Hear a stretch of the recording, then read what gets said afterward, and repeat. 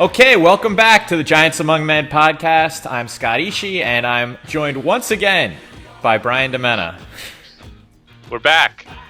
We're doing it. Back in the New York groove.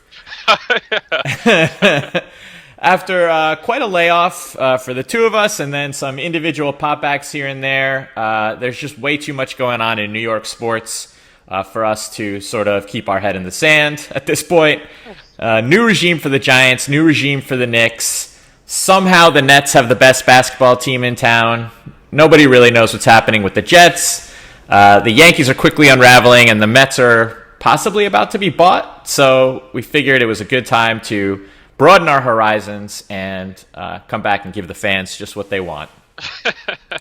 Yeah, it's good to be back. I think the time is right. The world is ending, so this is the right time to sit here and talk about goofy New York sports. Yeah. So with the world ending, I think the right man to lead us through these uncertain times is Joe Judge. Right. But okay. I'm not so sure that's been your take on things. So let's hear from you. How do you think the Judge's court is going so far? Yeah, I don't care that much. Like I think your take is going to be that this whole kind of nonsense about his practices and he's got guys running laps and kind of goofy things with names on jerseys or not on jerseys, whatever. Like I don't care that much about that stuff. The only thing that is bothering me about the whole Joe Judge is the reaction of a lot of people that are sort of like, let's give him a chance, and he's a first-year coach. We got to wait and see, and he's doing what he thinks is right. And, I just think that's fair on the one hand, but on the other hand, I think, deep skepticism of this guy is, totally justified. And the Giants have been really pretty bad for a long time in a way that they still, I don't think, really, acknowledge and have faced in their own hearts that, how long they have actually sucked.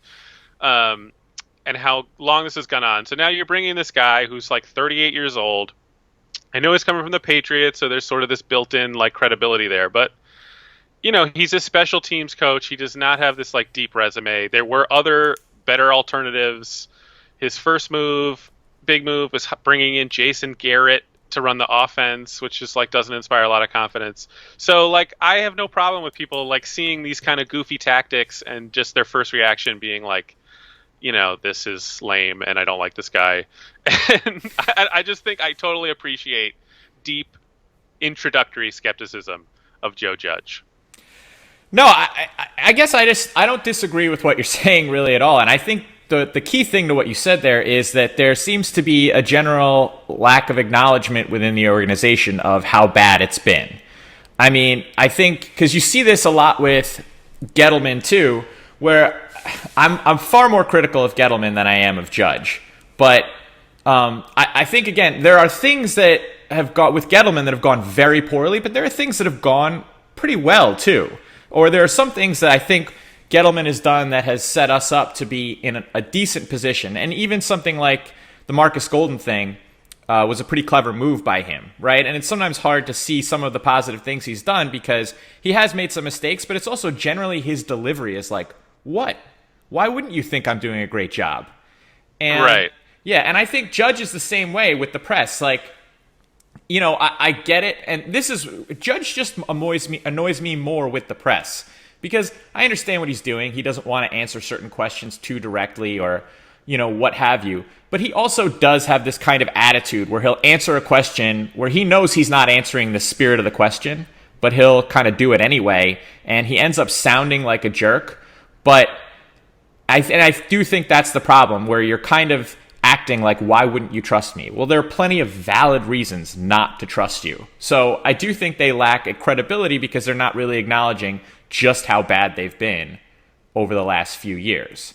Yeah, I think that's especially true with Gettleman, who has that, we know what we're doing, we're professionals, and you're you sound like an idiot most of the time. And I kind of agree with you.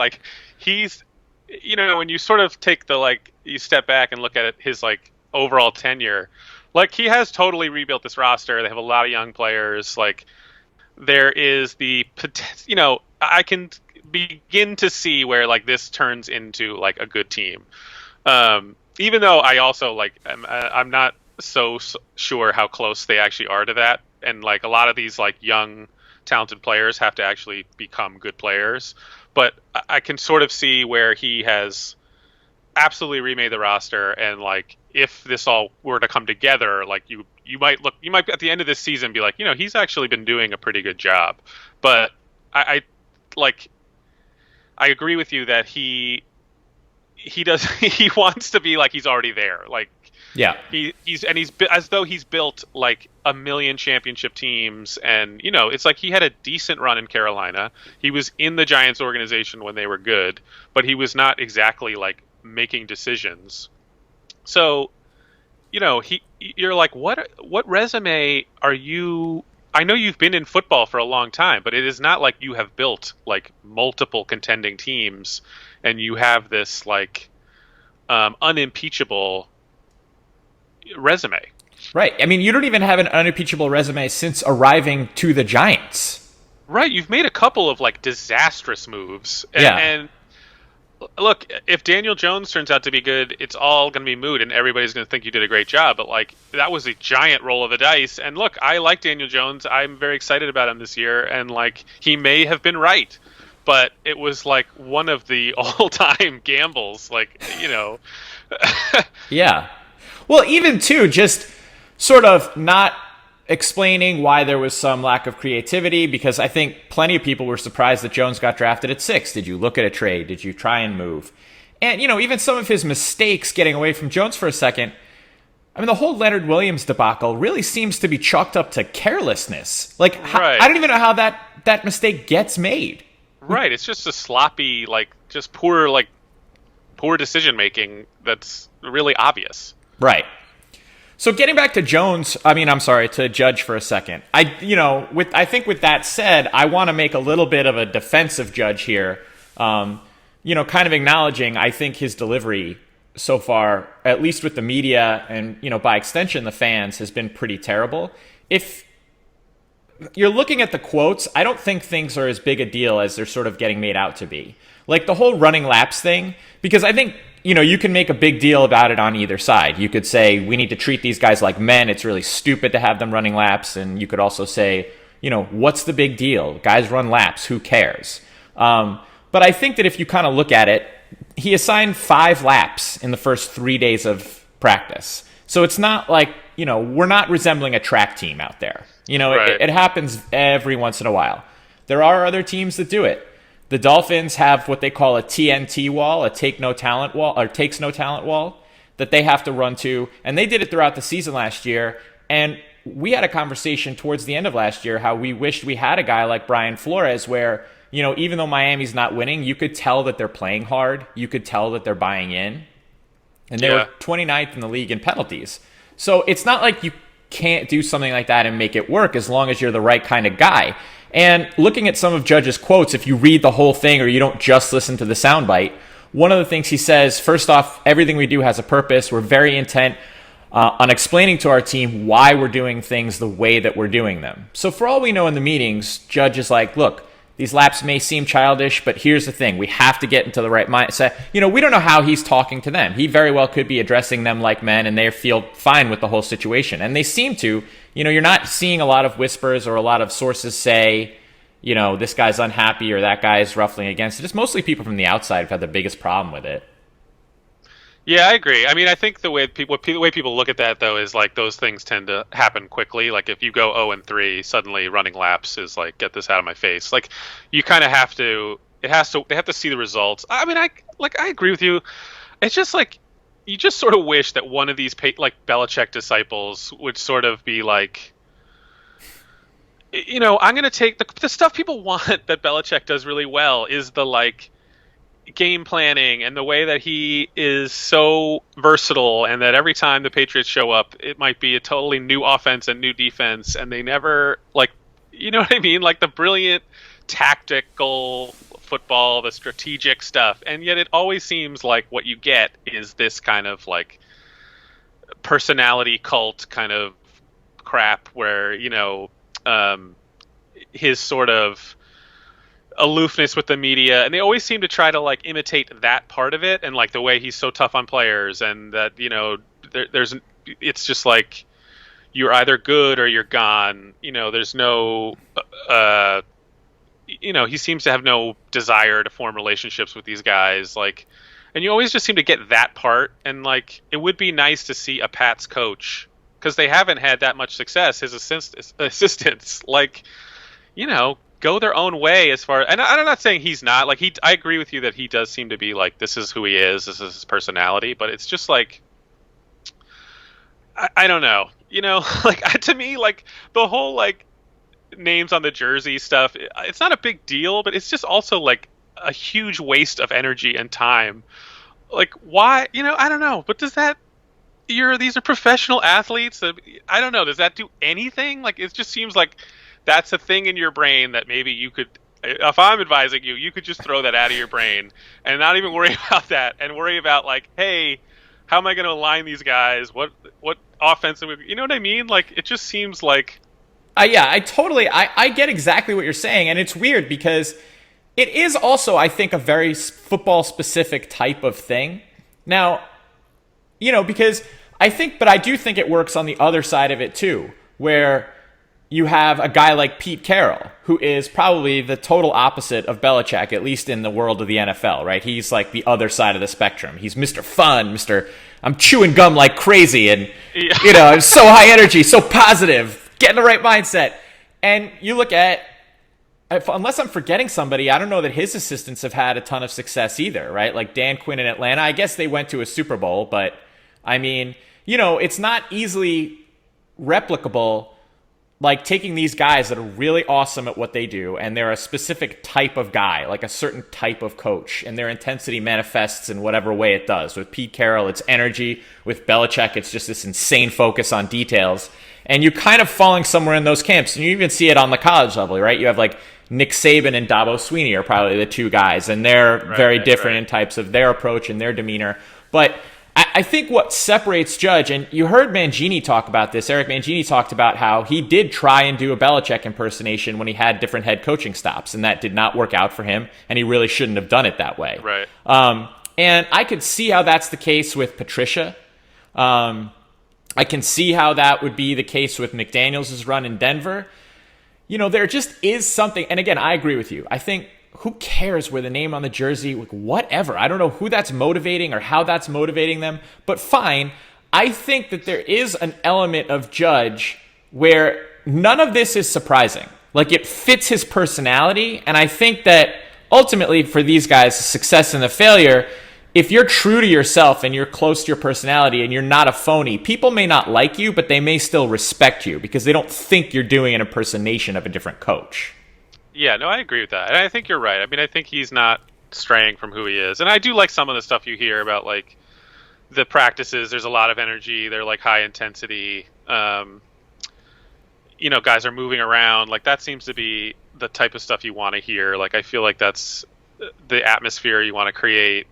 But then, I don't know. It is, like, the coaches are yelling and, like, they're cursing at the guys. Like, that does just seem like at the professional level, I don't know. I watched the first episode of this year of Hard Knocks, and it's the Chargers and the Rams. So you get to see McVay and Anthony Lynn? Anthony Lynn, who I also liked a lot. But both of those guys, like, are super intense, and they're high energy, and they're demanding. But it's like, it's not that, it's like, let's move, let's go, or it's excitement. Like, it just seems like, why can't you take that? That just seems like the better approach for professional athletes. They are grown men, your colleagues ultimately.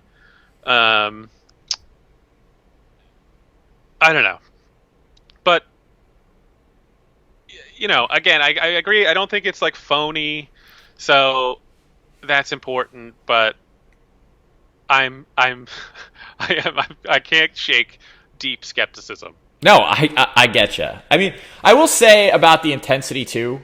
One of the things I've read Judge say repeatedly is because there's no preseason games this year, like almost the intensity and the energy of the practices has to be a little bit higher because you don't have those preseason games that, kind of model for you the energy, the intensity to get guys to go. So, the cursing, I don't know. I guess I'm trying to justify it, but the cursing's weird. Why the cursing? That's like been a thing. Screaming at players, like, it just seems odd to me when you're a 38. Like, it is one thing for a Tom Coughlin, who's like a grizzled vet, and I know that he did that forever, but like he did start in college and then worked his way to the NFL, and then by that time, that's just who he is. That's his style, Like, it just seems weird for like a 38-year-old coach to be like berating guys. And I don't know, maybe it's not him, maybe it's he has his assistants do it, whatever, maybe it's like he wants that edge, and I agree with you with like the physicality, like that. It's a good point that like, look, there's not gonna be any preseason games. There's no way to have guys ready unless you do some pretty serious hitting in practice. Like how are you gonna be ready for week 1? Yeah, without doing that. Like that's a totally fair point. Like. And the Corey Ballentine, because that was another big story this week, the Corey Ballentine thing, where he, they thought he was injured in a tackling drill again, I was surprised with some of the reports you read coming out of practice, because a lot of these Giants beat writers were like, Jordan Renan at ESPN said he'd been covering the Giants since 2013. He'd never seen a tackling drill like that with that kind of physicality, but I kind of take that as a good thing. Honestly, I know the drill that they're talking about. It's guys stand 5 yards apart. It's a goal line tackling drill, and then you go at each other. And the thing about that drill is it's not a dangerous drill. I can see why it looks really violent because it's a big collision. But when you think about it, it's, and I think kind of what Judge was saying with no preseason games, he even said in a quote that we're not trying to figure out who the toughest guy in the schoolyard is. And the thing is that when you're teaching guys to tackle and things like that, you have to be able to teach them after a violent collision. I have to regain my wits, my balance, and my power. And at some point in the teaching process, the only way to do that is to create a violent collision. And I think it's better to create a violent collision or simulate it from 5 yards away than having guys like 20 yards away in an open field tackling and have just like flying at one another. Right. So 5 yards is a pretty safe distance. It's not like the old nutcracker Oklahoma drills where you have like a super condensed space and huge linemen and running backs, and it's just an ankle and knee nightmare waiting to happen in that scenario. It's just one-on-one guys, just boom, you get that contact. So again, I think it's because a guy at a position that we don't have any depth at and we may not even have any good players at was the one who ended up looking like he was hurt that got everybody so rattled. Yeah, that is true. It's like it was just a key position where it was like, oh dear, right. Like we actually can't lose a cornerback, right? Even one that we don't know if he's any good or not. Yeah, exactly. So I think that caused a lot of like commotion too. That was like, oh, Judge, What are you doing, Judge? You know, but I don't know. I think too. Like we'll see what happens, and you kind of said this already, but if we start out 0-3, we'll see if Judge adjusts. Like, I don't think there's anything wrong necessarily with a shortened preseason, a new coach taking over an absolutely horrendous team. It's not that unusual to see someone kind of come in and establish discipline. Like, look, I remember reading a story about how Jim Schwartz went into Detroit and really turned things around by instilling discipline and so forth. And Detroit had a little success at the beginning of Schwartz's run, except he stayed like that, and then that's where his downfall kind of came in Detroit. If Judge can adjust, if things are going bad or things are going good, like Flores last year, he had the TNT wall, he had guys running laps, and they started out horrible. But at the end of the year, they won 5 of their last 9, and everybody loved them. So It's not just necessarily how you're starting out, and I think the way he's starting out is kind of appropriate. It's just a matter of, what's it going to look like in a month, 2 months, 3 months, etc. Yeah. Well, I think this is actually a good segue because, like, there's to get into just sort of the Giants like outlook, because there's some reason for optimism, but then like we're just talking about like the nervousness we all felt when it appeared that Corey Ballentine might have been injured. Yeah. And, then you're like, wait a minute, how good are we that Corey Ballentine, who's like a 7th round pick who I've barely heard of, and it was like, oh no, right? We can't lose him. Why do I even care about Corey Ballentine at this time of the year? Yeah. That felt like a desperate situation. So, I don't know. Like, I just think the defense has me concerned in general. Yeah, I can understand that. So where are your biggest concerns? It's just like they don't have any.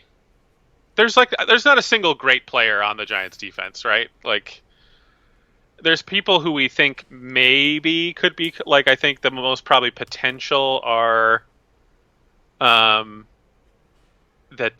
defensive tackle, Lawrence, what's his Dexter Lawrence, yeah. Yeah, Dexter Lawrence. The first round pick last year. Like, that he could potentially be a great player, but he's not a great player right now.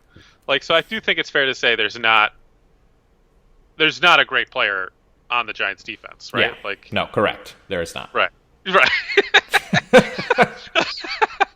So the hope is the sum of their parts. That you put them all together and they can actually be a pretty good defense. But that's a concerning thing. Like, I don't think there's a single Giants defender that scares anybody. Yeah. No. Right. Nobody, like, teams are like, we got a game plan around this guy. How are we gonna? Yeah. I mean, I think it's all up to probably how they're aligned. Like, then it becomes a lot about the coaching, and that you have a lot of good players, and you put them together, and you're a good defense. So, I hope that's the case, but I'm alarmed by the. Yeah, I mean, I think all the reasons you're alarmed are completely valid. I mean, even our two best corners from last year are gone, or our two best defensive backs from last year are gone, basically. But I'll make the case for why I think the Giants defense could be surprisingly good. Okay. So why it's possible. Okay. All right. First of all, I do think, so you have Bradbury, who, I'll be honest, I don't know too much about the guy, but I do know he spent 6 games primarily covering Michael Thomas, Julio Jones, Mike Evans, Chris Godwin, and also had a game where he was on DeAndre Hopkins a lot last year.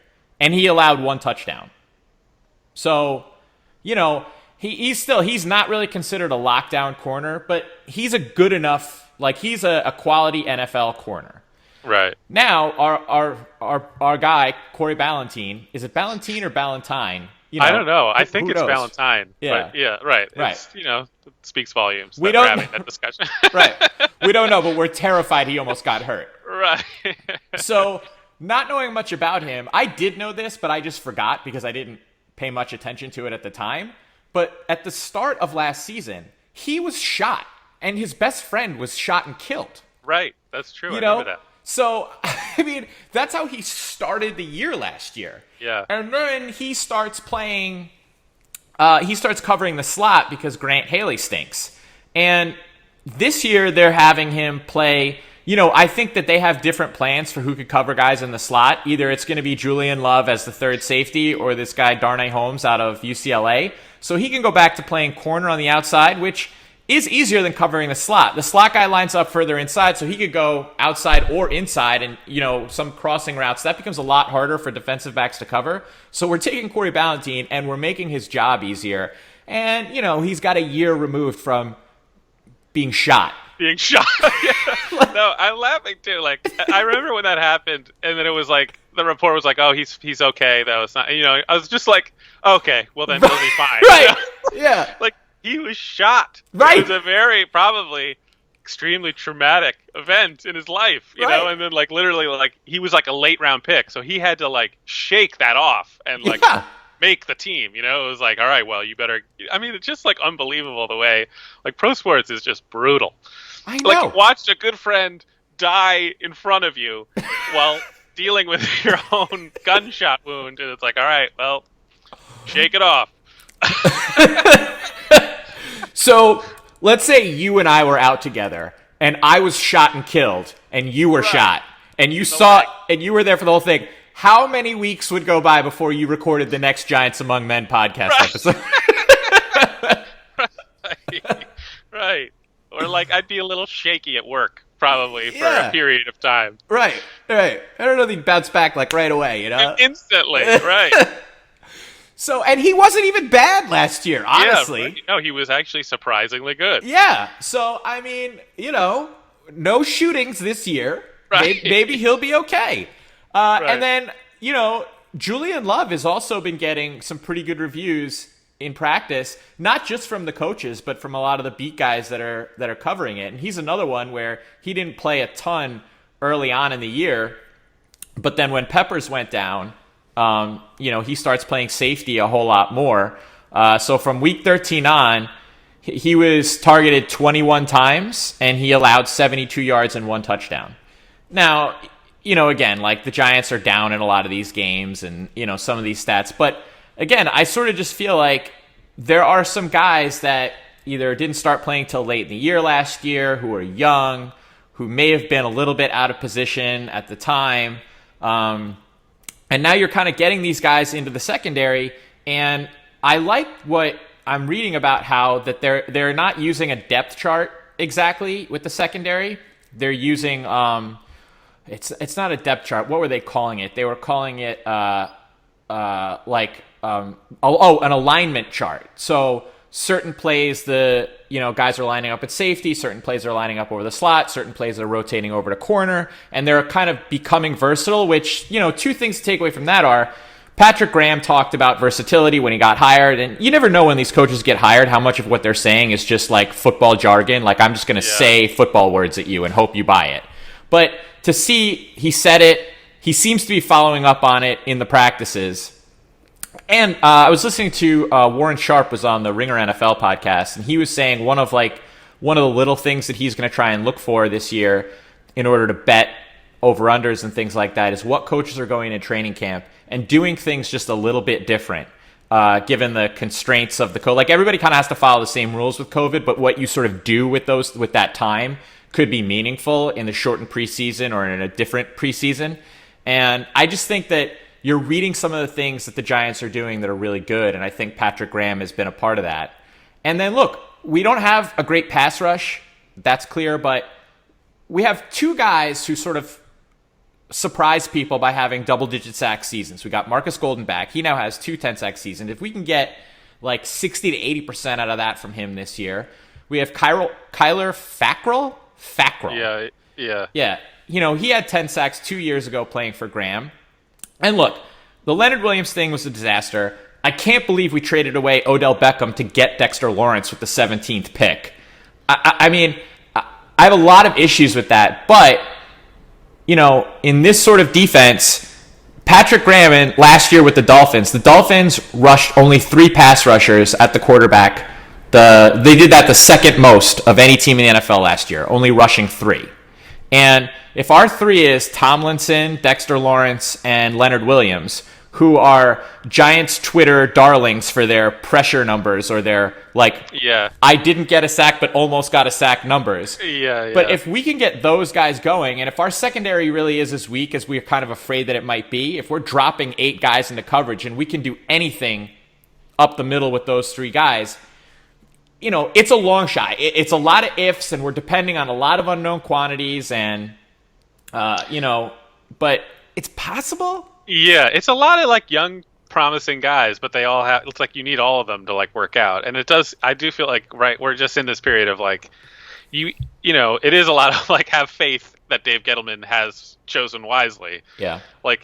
As a fans and as an organization, you're just we're all just hoping that he does know what he's doing. It's there's nothing else that we can do. But they have a lot of players that they have brought in only recently. There's a lot of young talent, and it's either going to be good or it's not.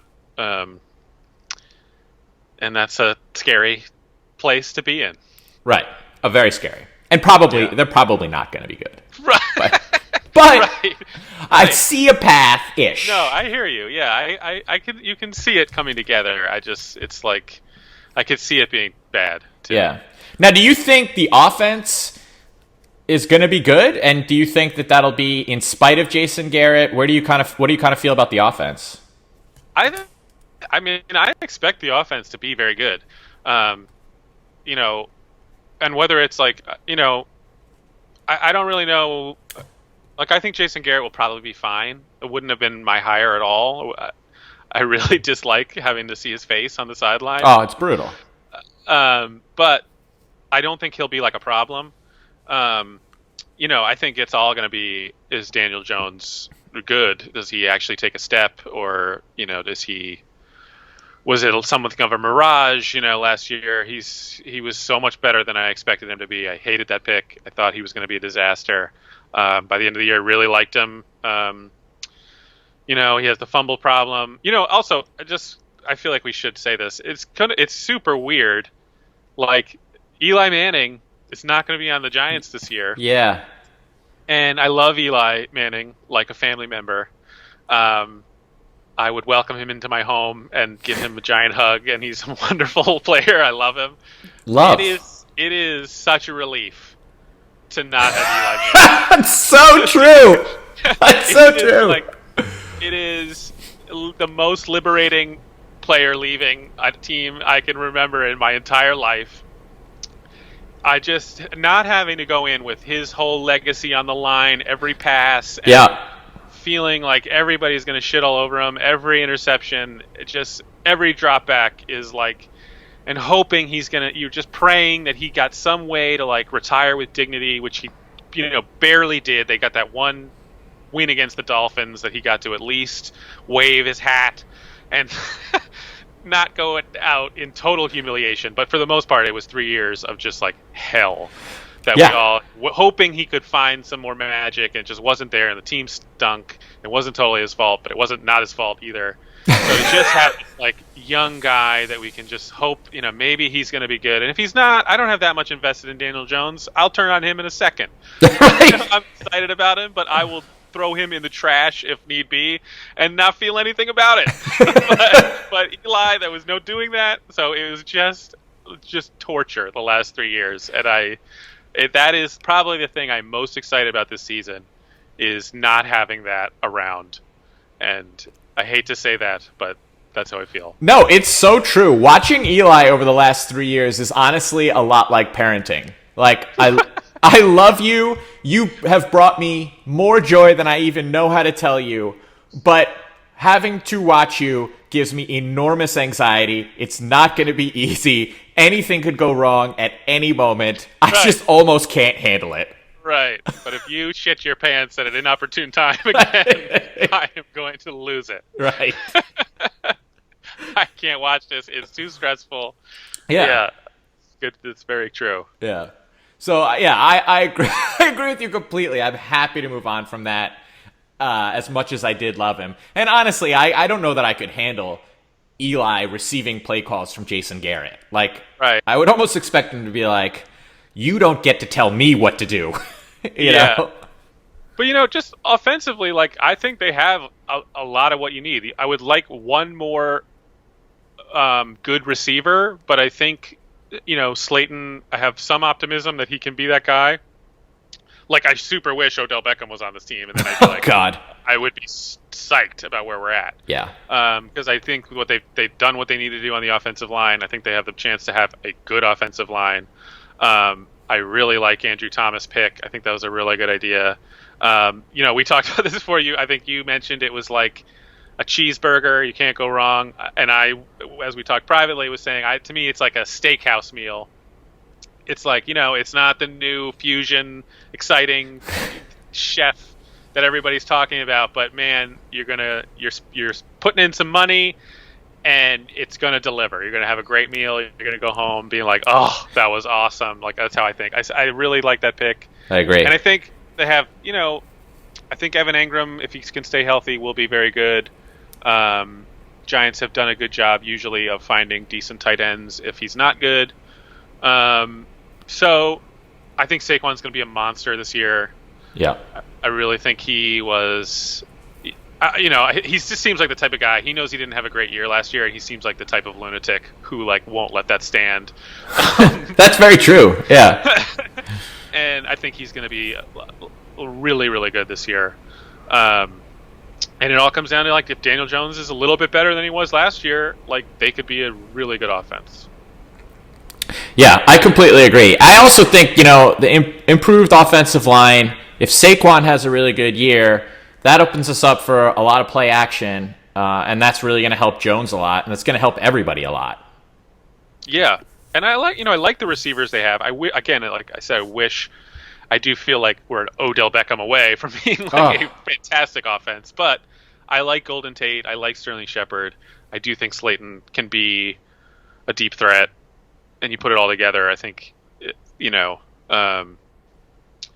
there's the potential. We also we signed a few tight ends. We're pretty tight end heavy, and I think what that could open up is to allow Ingram to be more of an outside receiver and not just have to line up like he's a tight end, which he doesn't do a whole lot of anyway. But it just sort of frees him up to be even more part of the receiving core. And, he could be dangerous running deep, and he could be a deep threat that goes along with Slayton pretty well. Yeah, and I like I like the Deion Lewis signing. Like, I think he's a nice backup running back, and he'll be that's the best like backup running back we've had in a long time. Yeah. It's so funny because the whole running back conversation, and I want to like take an hour talking about running back value, but as like the whole NFL has moved away from like don't waste money or draft capital on running backs. You can get a running back anywhere and easily. It's like, well, not the Giants. Like if there was ever a team that was like, no, we're going to take the number 2 overall, we're going to draft the best running back of all time, it's us. Yeah. Like we have not. That has not been the case, and that goes back a long time. Like we kind of lucked into Tiki Barber, but like we've had a lot of tough time. We don't know how to find running backs generally, and we had like Rashad Jennings and that guy from Boston, Andre Williams, and we have not been able to find them easily. So to have 2 really good running backs, that's nice. That's a real change of pace, and And I also think the running game is another thing where if you get into like the Gettleman stuff again, like we were talking about earlier, right? Where his delivery makes him sound like such a jerk that you're so annoyed with it. And it's almost like I don't even want to give him credit, but he has talked about the importance of running the ball, which everybody laughed at because you look at the analytics and so on and so forth, right? But look, again, you look at the end of the year and the run that Tennessee made and the way kind of, New England has gotten a lot of credit over the last couple of years for looking for market inefficiencies. And as the rest of the league goes towards, a more pass-heavy approach, and then they're overpaying receivers and so forth, Belichick has gone the other way, and he's sort of made them a little bigger and better at running the ball. And, just because other teams have had success with it, like, just because Tennessee did it doesn't mean that us saying we want to run the ball is going to make us a good team at running the ball. But to give credit where credit is due, again, listening to Warren Sharp, who's one of the, top analytics guys out there, he was saying about how most teams' successful passes come on play action, which just makes sense. I mean, you're giving the defense something additional to worry about. You're doing a run fake. They have to respect it. And then when they do, it makes the passing windows bigger, which is going to help Jones, kind of like we just talked about. So one of the best things our offense could do is have a really good run game with Saquon, which would help our receivers and help Jones a ton. And I think we're kind of now built to do that. The offensive line is a little better. We have Caden Smith at a tight end who, he had a decent end of the year last year, and he's a physical guy who can block. And we got that guy from San Francisco, Tailolo. I so it's sad. Yeah. And he's huge. So again, if we can run the ball well, it's really going to help Daniel Jones. Yeah, I just think running for first downs is one of the most critical things. I totally get the whole, you don't want to overpay for running backs and we're not trying to be the Titans either. We're not, Saquon Barkley's a very different running back. Yeah. And we're not trying to just pound the ball on people. We want to throw the ball. But there's just nothing wrong with, I actually have a theory that the NFL should change the way they pay running backs so that they shouldn't be on your salary cap. The league itself should pay running backs out of a separate pool of money. That's so interesting. That's true. They're not that valuable to the team. You don't want to you can't pay your running back a lot and be a good team. because like you can find good ones on the cheap, but they're so vital to the league. Like Christian McCaffrey and Saquon Barkley, like they're some of the best, most exciting players in football. Like, Yeah. I don't want Saquon Barkley. Like, he deserves to be paid a lot of money, even though Yeah. you know what I mean. Like, he's very valuable. But like whether it's like his value to winning is not the same as his value to like the NFL. You know what I mean? Like people tune in to watch that guy. He's a star. Yeah. He's super exciting. But if you pay him $20 million, you're gonna have a tough time like fielding a winning team. Yeah. But they're so critical to like the aesthetic value, like Zeke Elliott, these guys, that it's like, you know, maybe there's some way where they're paid out of the cap, and I don't know, some way to get them more money, because it's like not okay what's happening where like the most exciting talented players in the league are like treated like they're worthless. Yeah, no, and that's so interesting because I've heard that about quarterbacks before. Like maybe you don't put a quarterback salary on the salary cap, but I almost think the running back is a better idea because, you know, those guys are it's like the value of a quarterback is easier to see. The value of a running back in terms of what he should be paid and what his durability will be, they're a lot shakier. So I think it's even smarter to just look, let's not even try to do the mental gymnastics with those guys. Let's just separate pool, we'll pay them. I totally agree. Right. So let's transition now that we've spent 40 minutes on our beloved Giants, which is not, you know, not surprising. But, and I think we'll probably have Giants heavy always, you know. Yeah. We get ready for the Giants here. I mean, why would just, you know, if you're a sane person, that's what you're going to spend your time on anyway. Right.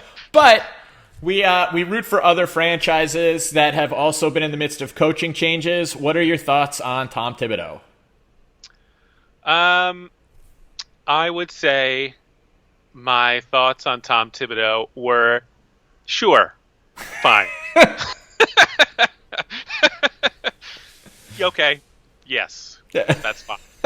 You know, like I have no problem. You know, I think Tom Thibodeau has become, you know, people are too against him, and I think the arguments against him are pretty specious. Like they don't really make sense.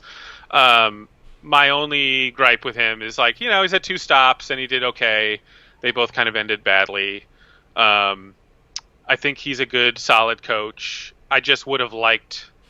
I'm always more of the like, let's find a guy. You know, I would have liked to find our Eric Spoelstra. Like maybe there's a Spurs assistant, or you know, Kerr's got a guy who's everybody thinks is great. Like, and I know those are like generally harder to find because you know who knows. But you know, we hired this Leon Rose character and Worldwide West or whatever. Is that what it is? Is it Worldwide West? Yeah, it's Worldwide West. Yeah.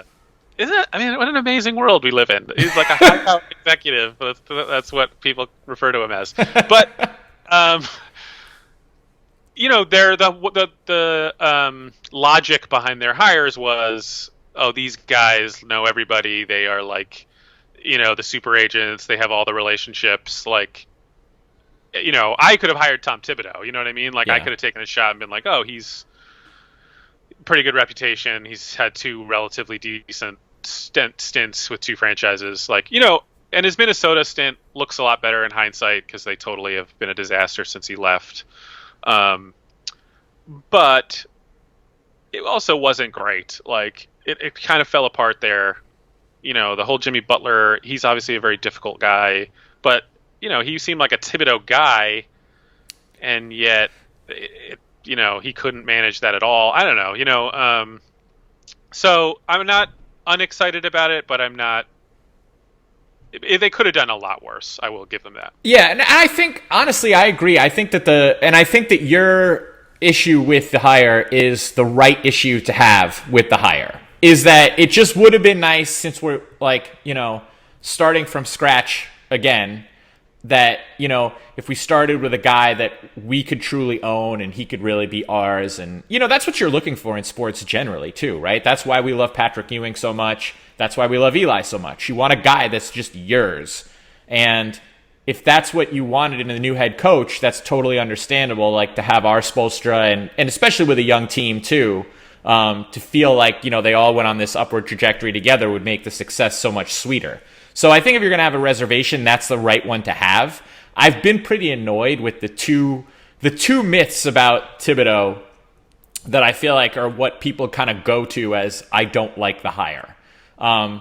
First is that he runs his players into the ground and he plays them too many minutes. Like, yeah, I get it. I know that that's fair-ish. I don't think it's fair at all to put Rose's injuries on Thibodeau. And I made sure to look this up. But so in Thibodeau's first year in Chicago, that was Rose's MVP year. Rose was 14th in the league in minutes per game with 37.4. That was the third most of point guards, so he was behind Deron Williams and John Wall. And he only had 0.2 more minutes a game than Rondo. And, he got hurt, but Luol Deng was getting the most minutes on that team, and he didn't have any major injuries post those years with Thibodeau. He played in the league until 2019. Noah, I guess his body kind of broke down a little bit early, but he was in the 60s in minutes per game in terms of the whole league in his years playing with Thibodeau also. I think he's just he plays hard, that guy. I think whether Thibodeau is his coach or not, I think that guy's kind of a nut that plays hard. And then you get into, yes, in Minnesota, Butler, Wiggins, and Towns all played a ton. But, who else did they have? And he got them to 47 wins and the Western Conference playoffs. So maybe he just did what he had to do to win by playing those guys a lot. Yeah, I don't put that much stock in that argument, to be honest. I don't think it had anything to do with Rose getting hurt. Rose just got hurt. He had a catastrophic injury, and then he's took him a long time to really get back, and he never really got back. And, he's the MVP of the league. You're going to play the MVP a lot of minutes. Of course. Your best player. It's you can only find, I could see where you would say you want to be a little more careful with Rose just because of, he's not a LeBron. He's not built like a truck. His body type was such that, you maybe he shouldn't have even been, that high. But, you want to be a little more careful. But also I think that, what we know about that stuff has really evolved, and all this, now lots of players, they manage their minutes in ways they never would have years ago. So, I'm sure he's evolved along with that and understands that more. I still think that the whole thing is more of is a little bit fake. If you manage their minutes, they don't take this day off, no one really knows. Right. They're playing a really high impact sport. You might just twist your knee and something happens. It's very difficult. They're not all seeing, the doctors. They don't really know how bodies are going to respond. I'm not that worried about that. He's going to come in here and ruin RJ Barrett because he's going to play him 40 minutes a night. I totally agree. And I think the other myth about Thibodeau is that that Kenny Atkinson would have been the choice if we're going to develop our young players, or that he's not a development coach or whatever. He takes over Chicago. Taj Gibson's in year 2. Rose is in year 3. Noah's in year 4. In his second year there, they draft Jimmy Butler with the 30th overall pick. I'd say he developed pretty nicely from being the 30th pick. And Nikola Mirotic finished second in Rookie of the Year voting in 2015. And he was on the all-rookie team with Thibodeau. And he hasn't had much of a career since then, to be honest. Yeah. So, I don't think he can't develop young guys. I don't think he is crazy overplaying people. A lot of that stuff too happened at the beginning of the decade. Think about how much has changed since that. He was playing guys those minutes. Yeah, no, I agree. I actually think he'd probably be really good for young players. I'm more worried that he's not built for the long haul just because he's so intense. And I wouldn't be shocked if he really improves Mitchell Robinson and RJ Barrett, and they're playing much better next year. And then I would be more worried by the time we're actually a good team, maybe in 2-3 years. Everybody's kind of worn out, and it seemed like Towns started to tune him out. They didn't get along. That's a little worrying. He seems like he seems like a good kid, but he also. This just seems like he's a little sensitive. Jimmy Butler couldn't tolerate him. Just screaming at him all the time. So, maybe he just doesn't lacks that thing. Yeah. But so I would be a little more worried that like he's one of these guys who, 4 or 5 years in, it just starts to like turn into noise, and we don't have somebody who can be our coach for like the next decade. Yeah. But hey, if we could be a decent team for 2 or 3 years, that would certainly be a vast improvement. Right. So Just watchable. so I have no issues with the hire. Like I totally get it. I think of all the names out there, it's the one that you can't really fault. But I would have liked to see them try to find their own a diamond in the rough kind of guy who could be a coach. Like I would like to find somebody who could be your coach for a long time. Yeah. Build the whole thing out. Yeah. But I think that's the right criticism to have of the hire. Yeah. So now the biggest Knicks news, obviously, is we got the 8th pick in the lottery drawing a few nights ago. But I don't know. I'd kind of like to know a little bit more about what I think they're going to do before we dive too much into that. Unless you have anything you want to say about that, should we move on to baseball? Well, I will just say what's funny about the Knicks draft is how often they have the 8th pick. Like we always seem to pick in like that range, and we've been a disaster for so long. And we picked Kevin Knox at 9. We picked Frank Ntilikina at 8. We had the 8th pick a number of other times.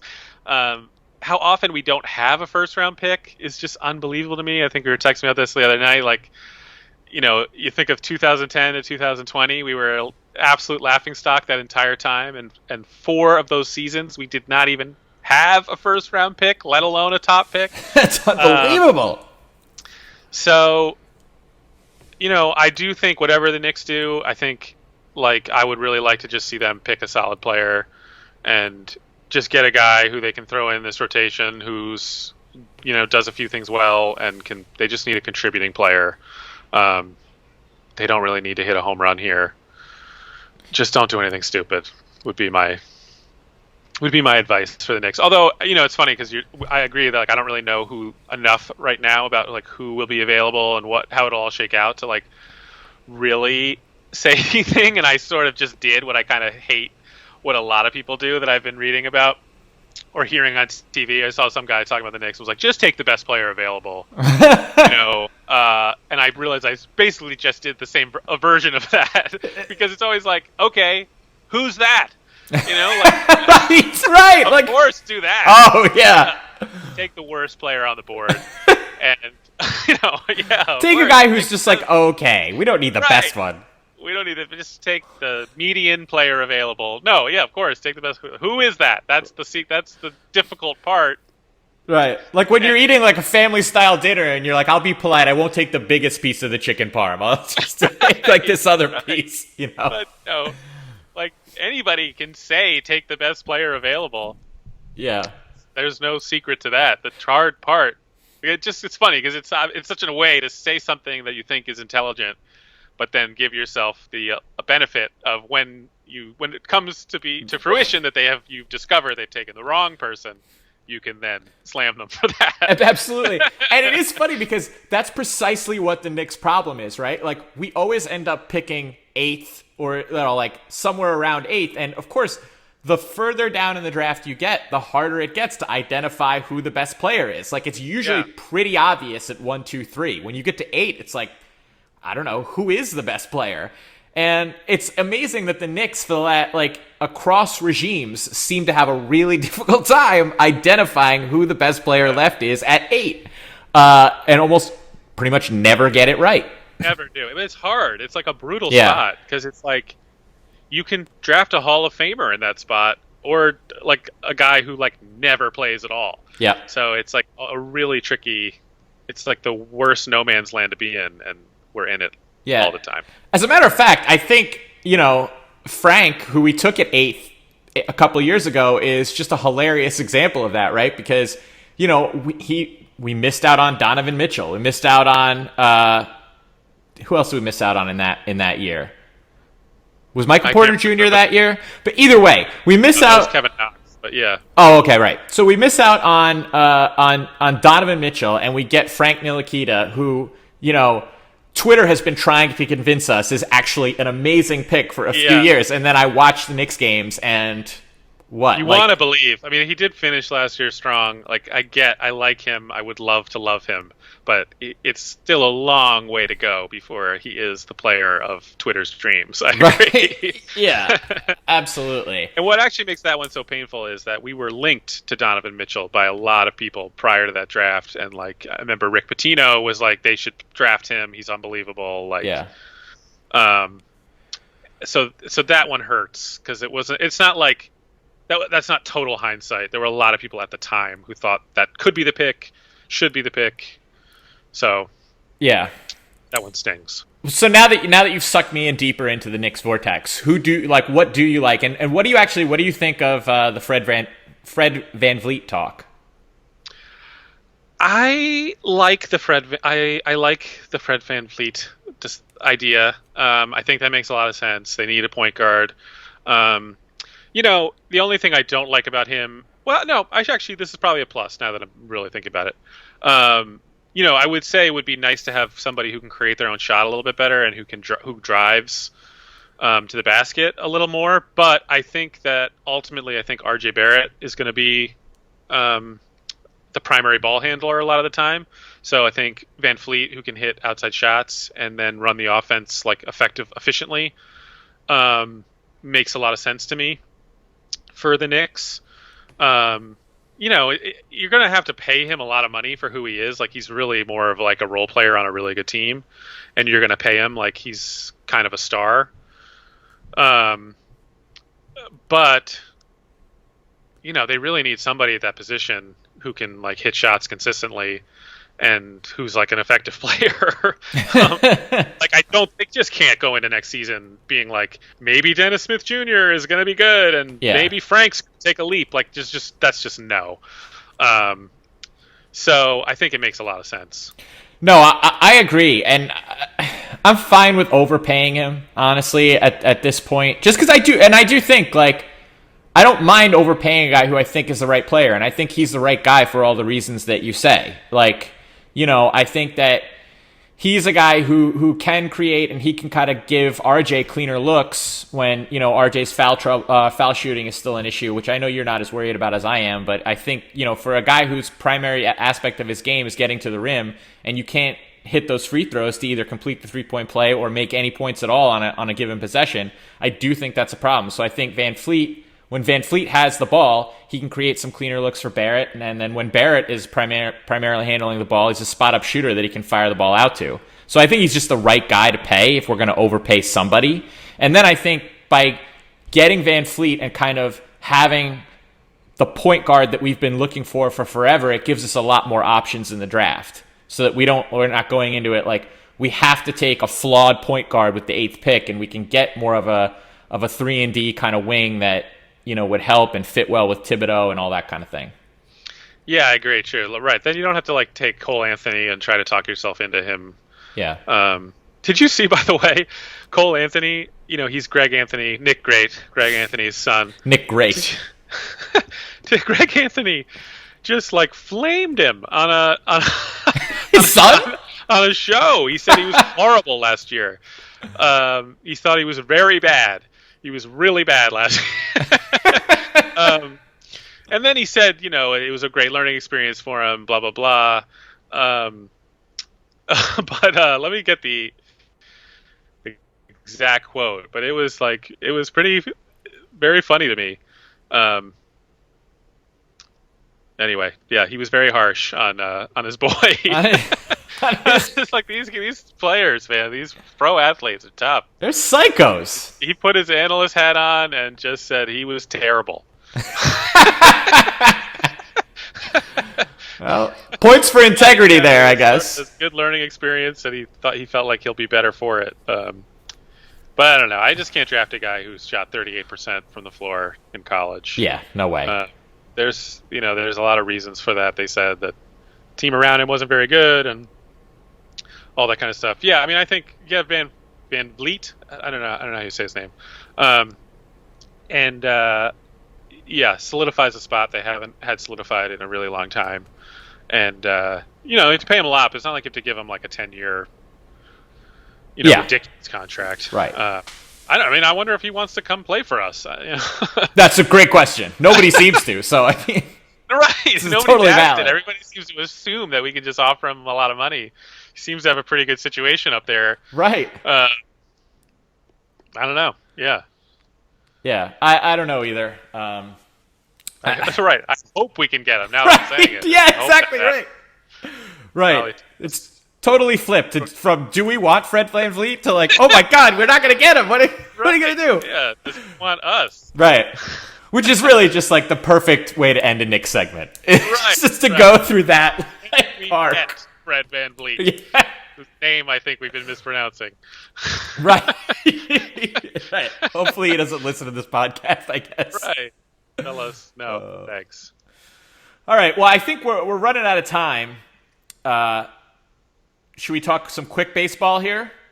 Sure. We'll close with a short baseball segment. Yeah. Which will be perfect because I barely know what's happening.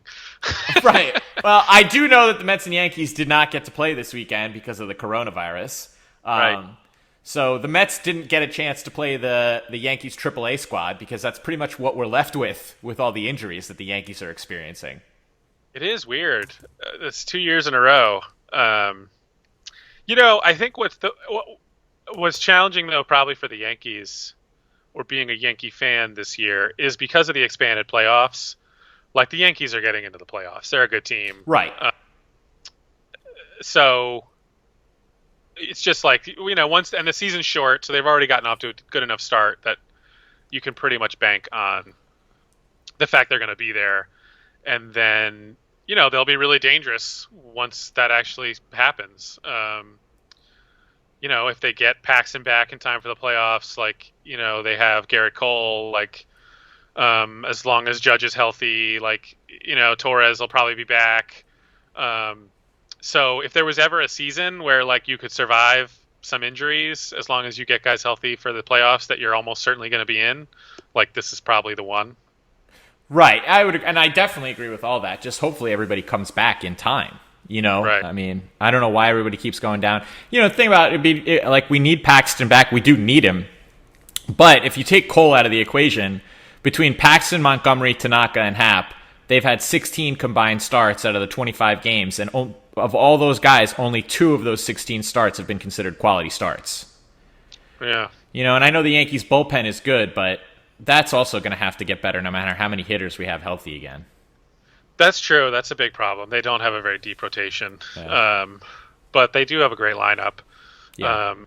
The Yankees, man, how do they always like find these guys out of nowhere who just turn into awesome players for them? Like it's just unbelievable how consistently they do that.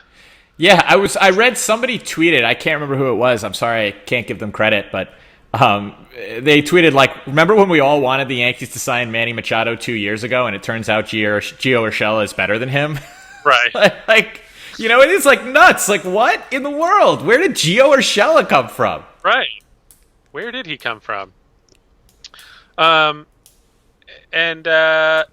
who's the other guy who's been awesome who came out of... LeMahieu. Yep, LeMahieu.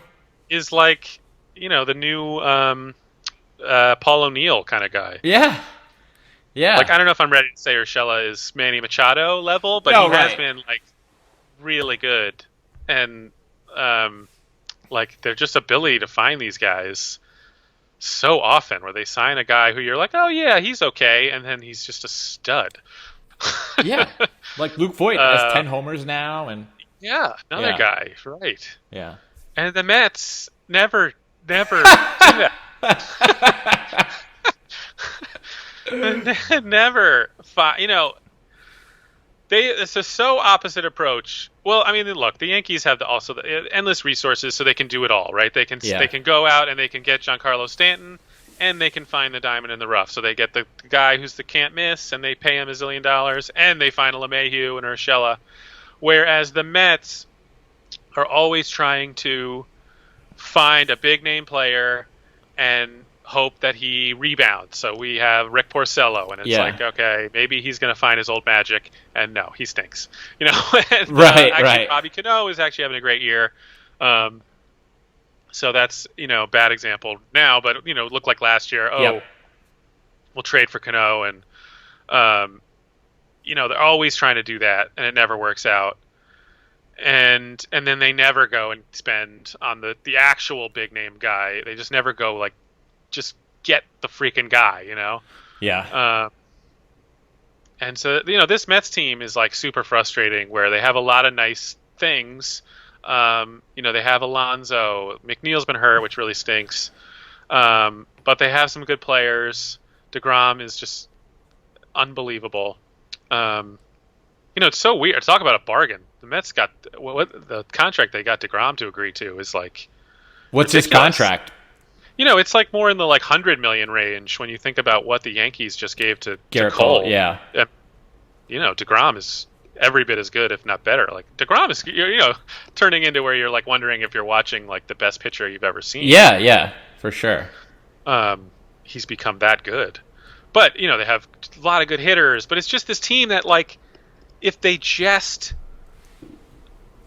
invested, in splurged on a few key pieces, like, why let Zach Wheeler go over money to a division rival? Like, their big free agent move was Dellin Betances, who is a shell of himself. And like, he was a great player, but relievers, often fall off quickly, and he's coming off some major injuries. I mean, Dellin Betances, who was so good for the Yankees. Yeah. Like, the slop he is throwing up in the plate now. It's like you can't even believe it. Just like hanging sliders that just, it's like, oh my, you feel bad for him. His fastball is at like 94 miles an hour. Oof. Just painful to watch him pitch right now. So, Well, you're welcome. Yeah. I feel like, the season is amazing. It's almost like halfway over, and the big thing is just going to be, are they even going to be able to get it to the finish line? But if I'm the Yankees, it's like there's some signs that you're worried about, but ultimately they're going to make the playoffs, and they're going to have one of the better teams in it, hopefully. And the Mets have at least clawed back to where I feel compelled to watch the rest of their season. Yeah. They're at least in the conversation, and especially with the expanded playoffs, they have a shot. So, but they're missing pieces that they should have. That's what's frustrating about watching them. Right. I'm all for it too. I'm all for expanded playoffs. Playoffs are fun. They're exciting. They're really the best part of every sport, right? But then it does create this scenario where, like, right, if you're a Mets fan, well, I guess baseball's different because baseball, the draft isn't as tied to how your season ends as much as it is with basketball and football. Or at least it's not at the forefront of everybody's mind in that way. So yeah, well, it's just not a thing. Because in baseball, you draft an 18-year-old and he plays in the minors for 4 years, right? And then then you see him. So it's just doesn't have the immediacy of the other sports. Right. And so that's why I guess with baseball, like, when you watch football or you watch basketball, you think to yourself, do I want my team to just get swept in the first round of the playoffs, or do I want them in the lottery, like in the mix for one of the top players? With baseball, I guess, like, you don't have that sort of internal struggle, right? Like, let's hope the Mets make the playoffs so that they're just playing more and that you get to watch them longer. And and also in baseball, because it's so random, getting in the playoffs gives you a really good chance to win it all. Like, whereas the NBA, if you're the 8th seed, you're going home immediately. Right. And probably in like 4 ass kickings. Yeah. Yeah. I don't know. I like. I'm hoping though they don't. I'm sure they will because it's just more money. But I would have liked. Like I think the expanded playoffs make sense this year because it's so weird and it's a shortened season. I was kind of hoping they would just go back. I think they had enough teams in there already. But more playoffs are more money, and so it's probably here to stay. Yeah. But I do think I would have preferred that they didn't do that. Yeah. But I get it this year. Yeah, a very strange year. Do we watch the baseball playoffs this year? Do we have them? Do they exist? Yeah. Are they played? I would have said yes like a few days ago, and then this Subway Series getting canceled because of the coronavirus, where it just like the timeline is getting really tight, where like they're trying to fit in so many games. I mean, it's hilarious how the way they're just coming up with rules on the fly. Like they're playing 7 inning doubleheaders because it's just like we got to get the games in. Yeah. Or whatever. Right. Extra innings, you put a guy in second. Which I love that rule, by the way. Me too. Yeah. I used to be like one of these idiot traditionalists with baseball, and I was like against the DH. And my first reaction when they said, you didn't have to throw 4 pitches when you intentionally walked anymore. They just put you on. You can just say we're walking them, and the guy walks to first base. And I remember that season when they announced they were going to do that, I was like, oh, that's terrible. Things can happen. The guy throws it, and then the first time that took place, where they said to the guy, "You're getting walked," and I was like, oh my god. I can't believe we've been suffering from watching those 4 stupid pitches this whole time. Why did we do that to ourselves? Yeah, I'm walking them. Just get it over with. It's so true. Why do we have to throw 4 stupid pitches? And it's like same thing with the DH, where it was like, no, we need that strategy, and you're like, no. First time that there were 2 men on in a Mets game with 2 outs, and I realized that the pitcher was not coming up to ruin it. It was like heaven. Right, Never exactly. going back. Right, why would you want that? 17-inning games on a Wednesday when you're just trying to watch one game is super annoying and not worth it. So, yeah, put the guy on second and let's get this thing. Let's move on to tomorrow. Right, and yeah. It's super exciting. I mean, don't do it in the playoffs, but I think it's great. No, I totally agree. Totally agree. This could end up being good. I think, though, the coronavirus thing, I was very, I don't know, I knew it was happening. You were having outbreaks with the Marlins and then with the Cardinals and so forth. And I was really like, if it doesn't hit New York, I think we're charging forward no matter what. And then it hit New York. Yeah. I do think they're really motivated to just do whatever they can to get through it. Yeah. So, and it sounds like the Mets were able to contain it a little bit. But it is weird. I mean, it's wild. It's just you can just have 10 guys get it one day, and you're like, well, now we have a serious problem. And if anybody dies, you're going to have a disaster on your hands. So, yeah, I don't know. Yeah, it's the flu. It's the flu. It's the flu. It's the flu. It's the We've flu. only lost a few thousand people. Right. So, in 5 months. I mean, come on. It's not that big a deal. On a per-month basis, that's... Yeah. Well, maybe we end on that note. We tell everybody, wear your masks. Yeah. And stay safe. Yeah. Stay sane.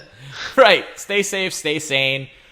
Keep coming back to us, and we'll help you do that, sort of. Yeah, Not really. We'll help you when you get a break from your children. You can go for a quick walk around the block and listen to us, and your children won't be there.